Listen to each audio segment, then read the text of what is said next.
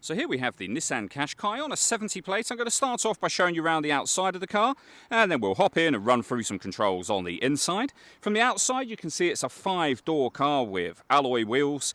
We're going to start off inside the boot area of it first of all. As we approach the back of the car, you can see we have reversing sensors.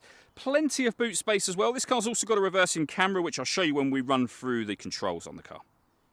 Okay, so we're just going to work our way back around to the front of the vehicle, and then we'll hop in and run through some controls on the inside. But now that we've done a full circle of it, you can see it's in lovely condition the whole way round. Just briefly before we climb in, I think it's well worth seeing the interior from this exterior point of view. There's plenty to run through on the dashboard, so let's hop in and we'll do that now.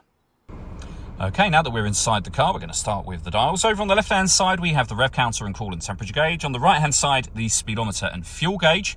And then in the centre, you can see the main trip computer section, which includes the total miles of the car. They are 38,216. Above that, we have a digital readout for the speedometer. You can change the information that's displayed there using buttons on the steering wheel. The buttons in question are just here and are surrounded by the stereo controls for the car. Over on the right hand side, we can access our cruise control and speed limiter. You can make adjustments to that just here, and we have some phone controls as well. The phone controls can only be used once you pair the phone up to the vehicle, and that is done over on the touchscreen in the center just here. You can see we have physical buttons down the right and left hand sides, and also some menu buttons along the bottom, one of which is phone, of course. We're not going to pair a phone up at the moment. We have our satellite navigation menu. We've done a video showing how this sat nav system works, which you can find on our website and YouTube channel. Really easy system to use though. Nice clear color display, as you can see, of course. We have our audio menu and lots of ways you can listen to music in this car. So AM, FM and DAB radio, CD player, USB input and Bluetooth audio, auxiliary input, and depending on the phone you have, Apple CarPlay and Android Auto as well. I also mentioned this car had a full colour reversing camera, which you can see just there, and it has guidelines that show you what direction the car is headed in relation to the image shown on the screen.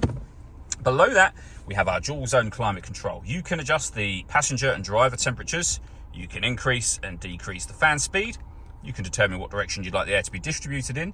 The air conditioning then turns on and off from here. It's on when that light shows, so off, back on again. Or you can hit auto. In doing so, the car will now maintain the temperatures you've asked for by taking control of the direction of the air and fan speed. Any manual adjustment will take auto back off again.